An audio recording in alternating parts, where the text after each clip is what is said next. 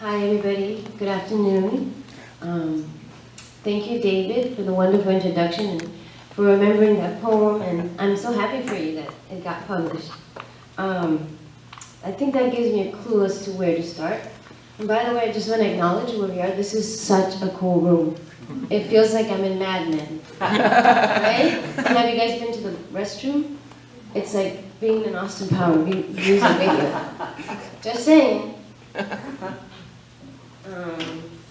And I apologize, I kind of lost my voice a little bit. That mic will come down a little bit if you needed to. You could just pull the whole thing down. Yeah. Okay. That's about... Is that better? Okay. Whatever's comfortable for you.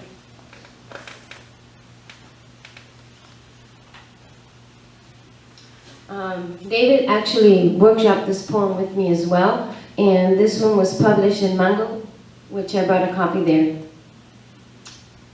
This one's called When Despair for the World Visits Me. When despair for the world visits me, I head into the garden to walk among the proud red lilies. I reach out and feel their essence just beyond my fingertip. When I despair of the world, I take a walk in the fields. I feel the grass on my ankles. I watch it, played like strings by the wind. When I despair of the world, I go to the live oaks that call to me. I pass fallen timber, see the mushroom and moss flourish from that death.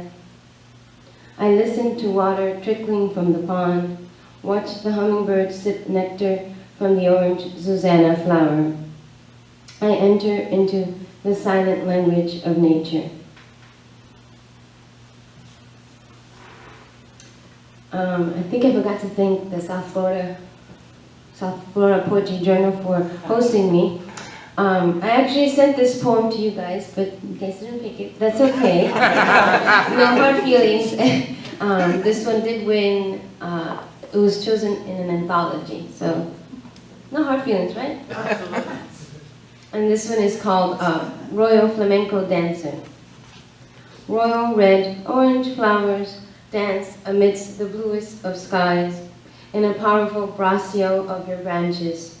Royal poinciana, flamenco dancer of the trees, seer of the city, oracle of squirrels, playfully zigzagging their way into your branches.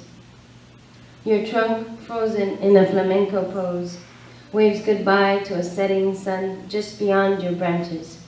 Night crickets ready their instruments on your branches. What is behind your dance? I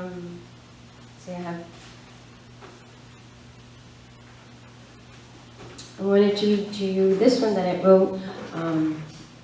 It's after the poet Sandra Cisneros, but first I'm going to give you some Spanish words. This one is called You Bring Out the Cubana in Me. Like David read, and my family is originally from Cuba, so I am first generation American. And sometimes I read a poem by Sandra Cisneros that inspired me to write this one. How many of you guys speak Spanish? Poquito. So if you know, or if you're learning Spanish, you'll know that in every Spanish country, one word means this, but one word means that, right? I'm sure you guys have heard that before. So I'll give you the definitions of my house, what these words mean, and I'm pardon for cursing.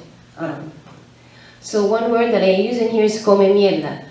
Come mierda is from the word come, to eat, mierda, shit. So put them together, you just called somebody a shit eater. The other word that I use here is chancletera, you know, the flip-flop, the Latin flip-flop, right? And then there's solariega, which is like a raunchy person. So now that I got that out of the way, I'll read you the poem. You bring out the cubana in me, after Sandra Cisneros. You bring out the cubana in me, the olive-skinned Caribbean goddess in me, the one that loves the salty kiss of the ocean, the one that loves to sip prosecco with you. You bring out the cubana in me, la Virgen de la Caridad del Cobre in me, the very virgin that guides Cubans across 90 miles of water on homemade rafts. You bring out the cubana in me, that raunchy, loud, oye chico, que te pasa in me. You bring out the cubana in me, the one that is teaching you to like guiso de maíz, Spanish corn stew of my childhood. You bring out the cubana in me, like it or not, cariño. I will let you eat in bed, but don't you spill a drop of coffee. You bring out the Zoraida in me, the bien cabrona no comas mierda in me. You bring out the guanita in me, the one cooking you picadillo from scratch, chopping onions that burn my eyes and make me sneeze. You bring out the cubana in me, the where were you, why haven't you called in me. You bring out the cubana in me, that your family treats me differently because there is no Colombian in me, or is it just me? You bring out the cubana in me, red nails and high heels at your cousin's birthday. You have 1,000 cousins. You teach me to love the Cuban hoodness in me. You tell me it's the alter ego in me. You say, Zoraida, you have multiple personalities. A proper Americana who doesn't curse at dinner, a cubana chancletera, solariega, dirty jokes and bad words. You said come mierda in front of my mom. Sí, y qué, so what? You bring out the cubana in me, loud hands on my hips, moving my body like I roll my R's, as I learn to love you, as I learn to let you love me.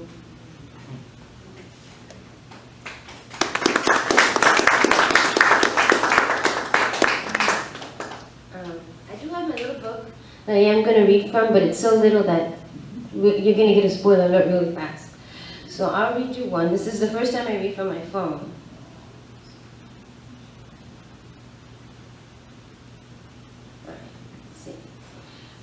This poem, I actually read it before to Patti Smith. Have you guys heard Patti Smith? No.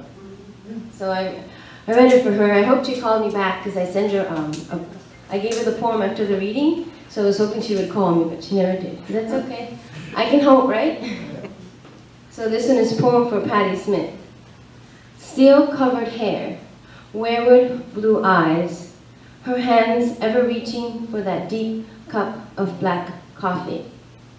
She wanders the streets of New York until she finds a bench in Washington Square Park. She digs into the pocket of her black coat for her pen and notebook. She searches for words about Bolaño, Neruda, Murakami. She writes in the style of TV detectives, of reporters, of poets before her. She walks back to a village cafe and orders yet another black coffee. She opens that notebook and wonders deeper about Bolaño's 26. Night has fallen over her New York. She sips her last coffee, puts away her pen. She walks home, feeds her cats, and settles in for a night with Lenny Briscoe, a night of law and order. And because these poems are probably going to be for my forthcoming book, because at the end of your MFA you have to have a book. And I'm going to have a B, so be like Patti Smith, and now this one's be like Mary Oliver, who happens to be one of my favorite poets.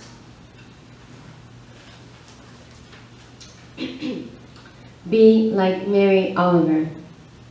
In the early morning, before the heron shakes herself from her sleep in the tree, you can see her, square jaw, thick glasses, nicotine-stained skin, walking this forest, always with a pencil in her hand, a cigarette on her lips, her notebook abuzz with her words, her coat tattered by branches.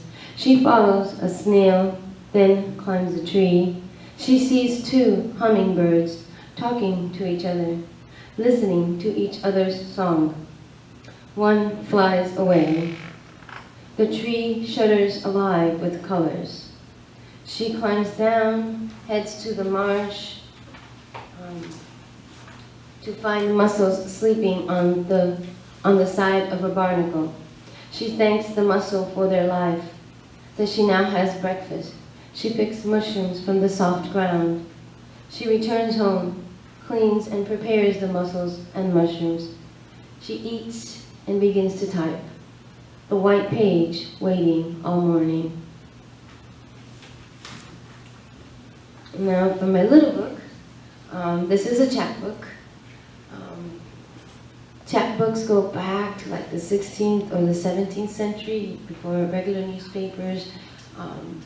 They were made popular because the men who brought them, I think, had chaps or something, and they were like the daily news. They just came back in style in the 50s with the Beat Poets. And this one was sponsored by Oh Miami and the Night Foundation. And my chapbook series is called the Category 6 Chapbook Series because it was written right when Irma was about to hit. So we had our first class, took me like an hour, I live 20 minutes from downtown Miami to get to class. Everybody was late, everybody was frazzled, and that's why the book is so small, because we were supposed to have more classes, but we just didn't have time. And so we decided to call this one Category 6, just because everybody said Irma was going to be a Category 6, and the world was going to end as, type of thing. So that's the backdrop of how this book was written. And it's a real departure from my regular work of writing about nature. And I don't usually write about myself, but this book is pretty much a book that's all about me and who I am and my relationships, which can also be an exploration of who you are and your relationships.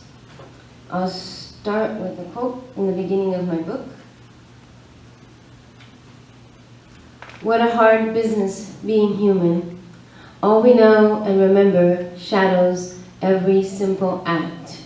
Bill Home. So this poem summarizes the whole book, I guess. Tell me, after the poet Marie Howe. Tell me who I am when I call your name. The letters tighten on my tongue.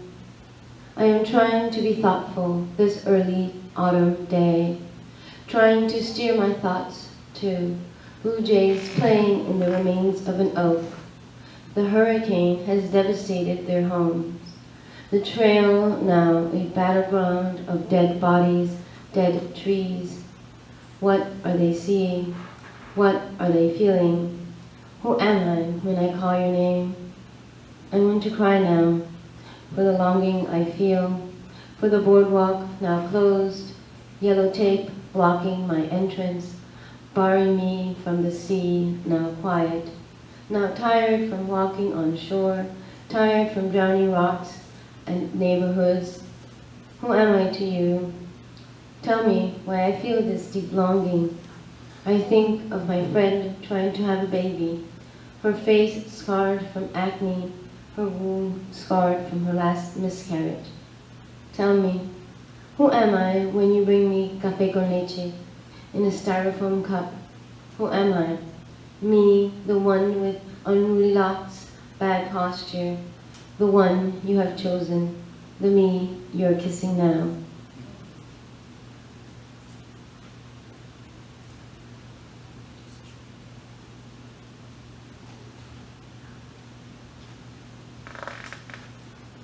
This is one of my favorite poems, bear poem number 4. It's easier to think about bears, their grisly bodies walking in their meadows, their paws trampling the wildflowers. It's easier to think about bears than to think about the agony of too late, those unfulfilled hopes that linger and build like wildfire. The same ones that have stumbled into the room and climbed into bed with me. If life came with directions or a recipe for a perfect relationship. Fighting too much? Add, sprinkle, bear magic. The moon, the bears, you not listening to me. I hide under the blankets and dream about bears.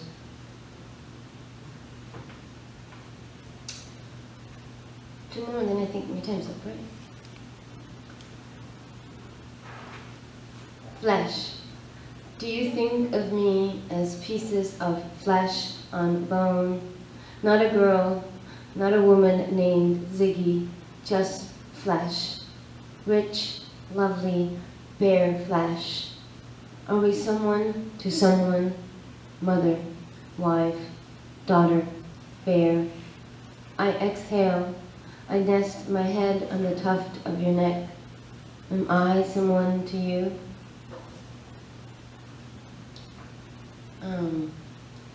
bare particles. I remember the early jitters of when you first picked me up. I remember your hand on the radio dial, changing the song.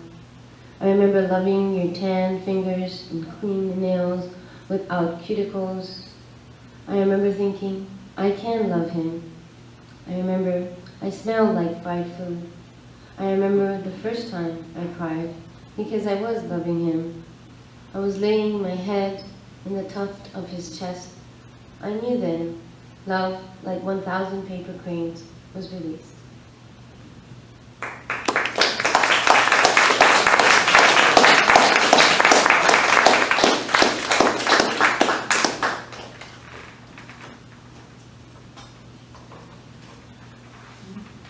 David's asking for one more.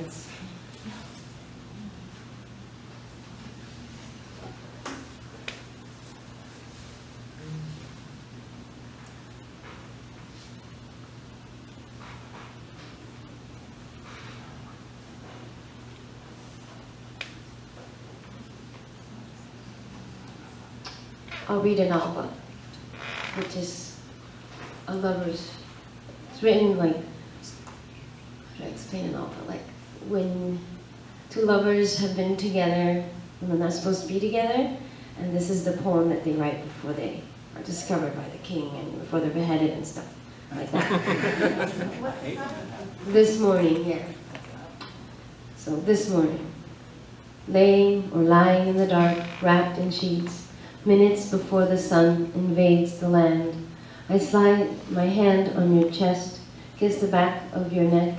You kiss the back of my hand, and you hold it to your chest, just as the sun invades the clouds, waking the mountain.